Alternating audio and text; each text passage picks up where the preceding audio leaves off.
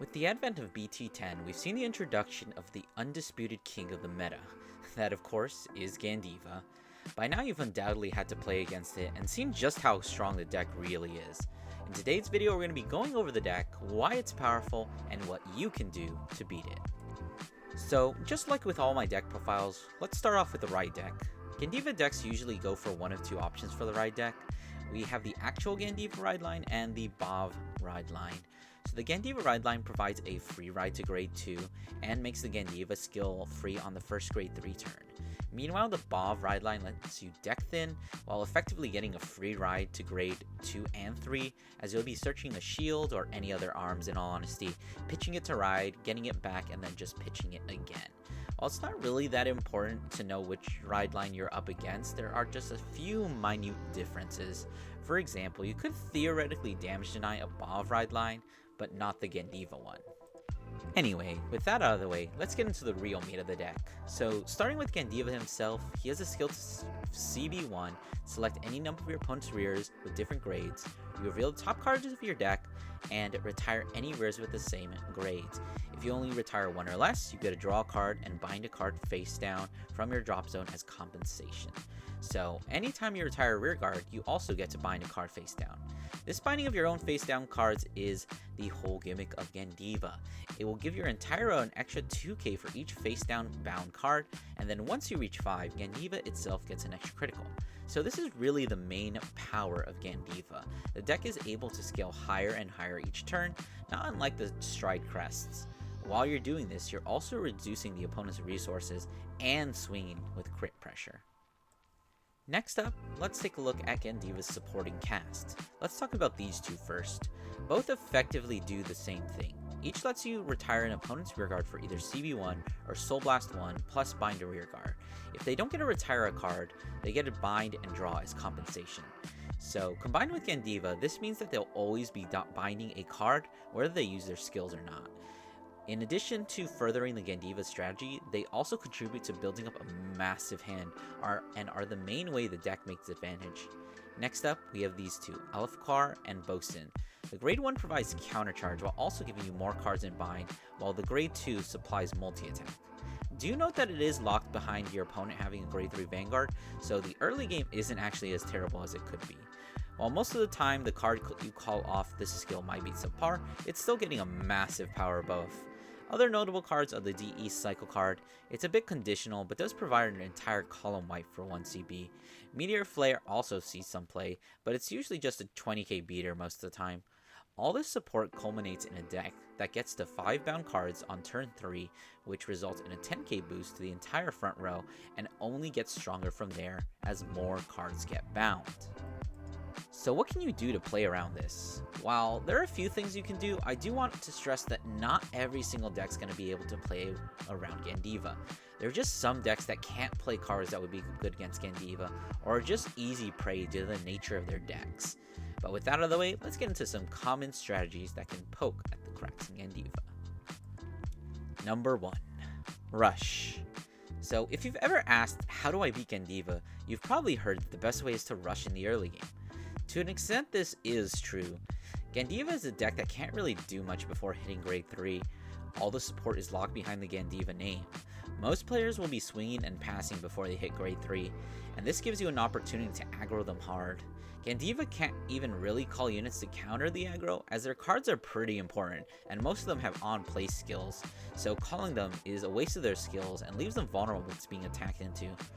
Don't forget that Gandeeva, like Stride decks, is a deck that strides the longer the game goes on, but more early damage you'll be able to push, the easier it'll be to close out the game. However, we do have to acknowledge the elephant in the room. Deploying your rear guards means that Gandeeva has retired targets, and you can easily get board wiped.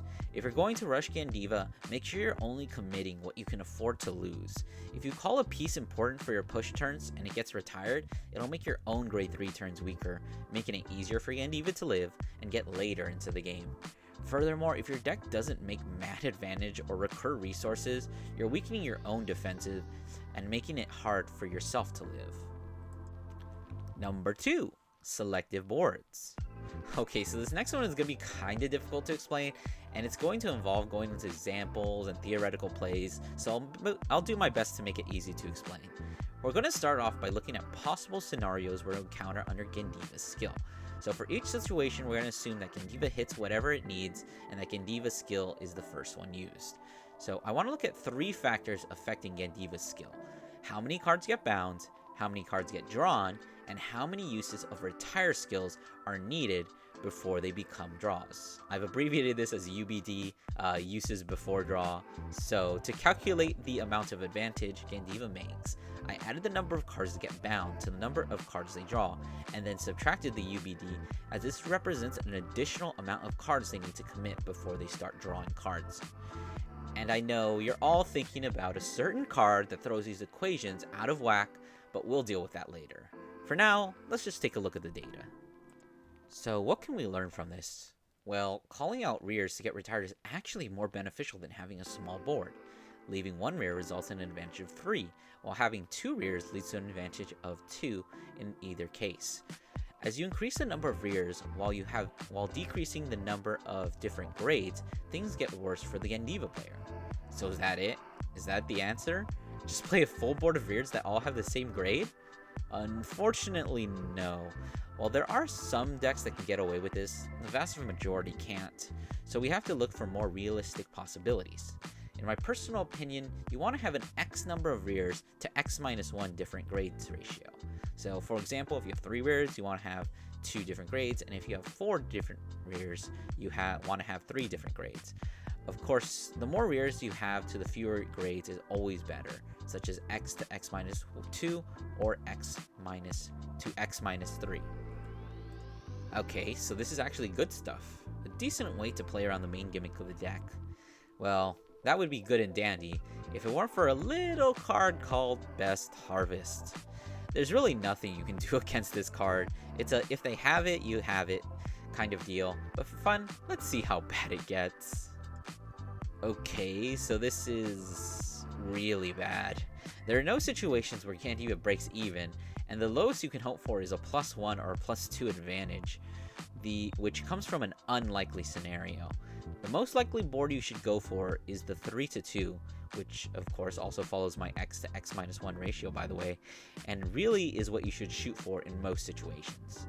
I don't really have an answer for this, just play 3-2 and hope your deck can tank. Good luck. Number 3, Damage Deny. Although Gandeeva is a deck that can easily tank with a massive amount of cards in their hand, a good player can moderate the amount of damage they take. They will need 1 CB for Gandeeva from turn 4 onwards, and they need CB for multi-attack and retire. Gandeeva typically ends with an empty back row and 2 rears in the front. This means that it's actually not that difficult to damage deny them. However, you do have to remember that they have access to a countercharger, so your efforts might end up just being in vain. Number 4, False Hands.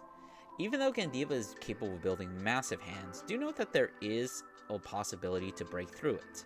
Pushing early makes it harder for opponents to guard in the late game, and they're more likely to be forced to commit combo pieces to live, making their offense that much weaker.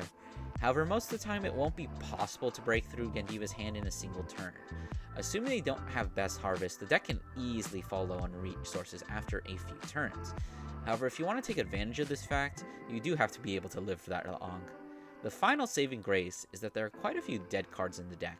Best Harvest, Persona Rides, and the Grade 3 are all cards that get played in multiples that have no shield value. Hit them for what you got and hope for good luck. So, is there anything we can do in the deck building stage that gives us a better Gandeeva matchup? I can list a few, but your mileage may vary, as not all these cards will synergize with your deck, and some might even conflict with your strategy. First of all, any way you can recur cards from the drop zone, or call more rearguards without calling from your hand, allows you to apply pressure at low commitment. In my opinion, one of the best cards for this matchup is Burrow Mushrooms. I absolutely love this card in the Gandeeva matchup, and it's quite single-handedly the best counter. Let's take a look why. So, first of all, Mushrooms is a good card in general. It's a card that converts into 2 while giving you soul at the same time. Now, these plant tokens aren't the best units, but they do wonders in a pinch. Even a 5k booster makes it so that your grade 2 rears can hit, and grade 3 rear guards reach the 10k guard threshold. Plus, it makes for an amazing early game. Getting a booster for your Vanguard and a grade 2 rear makes for 15k numbers. Going into a grade 2 Vanguard requires 15k shield in most situations, and makes it that much more difficult to guard the Vanguard. And let's take a look at that board again. 3 rear guards with only 2 grades? The ideal 3-to-2 ratio we're looking for, and for the price of only 2 cards from hand. Not to mention that retiring tokens is not very good, since they're low commitment units and can replenish fairly easily. Basically, the tokens serve the purpose of being units to increase Gandeeva's UBD. Of course, there is still the matter of best harvest, but that's... In any case, I hope that this was at least somewhat helpful to you. Playing into Gandeeva is going to be a challenge for most all decks, so don't feel bad if you constantly get steamrolled. Like I said, beating a deck as strong as Gandeeva is going to take a lot of technical play and luck. Even if you do everything right, you can still pretty easily lose. But such is Vanguard. Well, that's going to be all from me. I hope you guys enjoyed. Don't forget to do all those YouTube things, like, comment, subscribe, and I'll see you guys in the next one.